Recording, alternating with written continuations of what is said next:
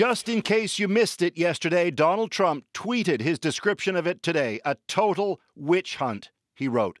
His scorn aimed at the FBI's raid on the office of Trump's longtime personal lawyer, Michael Cohen, described as the keeper of Trump's secrets. Democrats call it seismic. Trump took no questions on the raid today. Thank you very much. And from his press secretary, Sir, talking about the raid on Michael Cohen's office, only a quick reference back to Trump's view.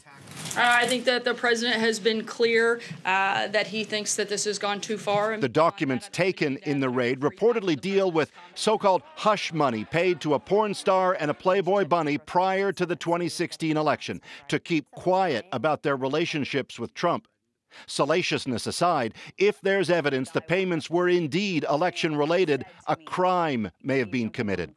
Complicating matters for Trump, it's one of his own appointees, Deputy U.S. Attorney General Rod Rosenstein, who reportedly signed off on the raid. Itself said to have come after a tip from Robert Mueller, the special counsel investigating possible ties between the Trump campaign and Russian attempts to interfere in the election. With Trump hinting he may now fire Mueller. Certainly believes he has the power to do so.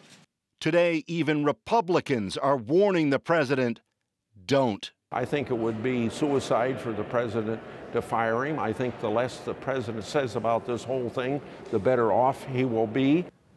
Few outside the White House debate the action of the FBI on this, but in a sense, what was behind the raid is a moot point anyway.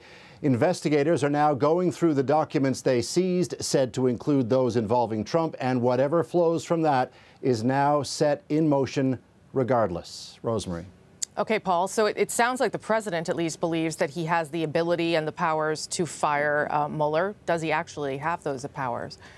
Yeah, well, the White House sure seems to think so, which suggests the White House has indeed looked into it. But conventional wisdom is that it's not straightforward. A special counsel answers to the U.S. Attorney General, which would mean it'd be up to Jeff Sessions to fire Mueller. But Sessions has recused himself from anything to do with the Russia investigation, so it would instead fall to Rod Rosenstein, the deputy AG.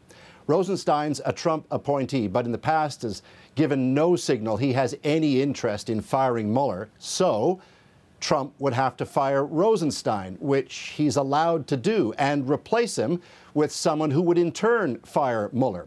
All doable, it would seem, even if it would no doubt spark a political firestorm. That said, tonight, there are reports Trump is indeed now considering firing Rosenstein, and that White House aides have spent the past 24 hours trying to convince him not to make a rash decision. Rosemary. Paul, you're following all the twists and turns. Thank you, sir. Fixer one-man cleanup crew. By now, you've probably gotten the idea that Michael Cohen is more than the president's personal lawyer. Here's the brief on what it means to be Donald Trump's right-hand man.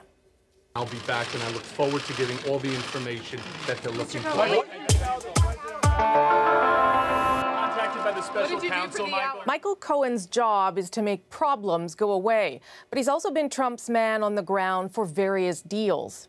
Today, the excitement continues. The failed reality TV partnership with a Russian mixed martial arts star favored by Putin. The 2010 failed partnership with a Kazakh company allegedly linked to a massive money laundering scheme. In 2015, Cohen secured a payment to Trump's charity for a speech to a pro-Russian Ukrainian oligarch. Also, during the presidential campaign, Cohen tried to broker a deal for a Trump Tower in Moscow. Regarding that deal, the New York Times obtained an email to him from his go-between, Russian-American businessman Felix Sater, that read, "Buddy, our boy can become president of the USA and we can engineer it. I will get all of Putin's team to buy in on this." I have nothing to do with Russia.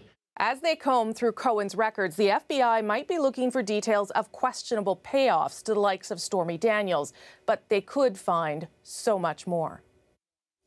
Now, it's important to note that raiding a lawyer's office, taking privileged documents, it's a pretty extreme move. Legal experts say the FBI would typically have had to make a very compelling case that Cohen was hiding something to actually get that warrant.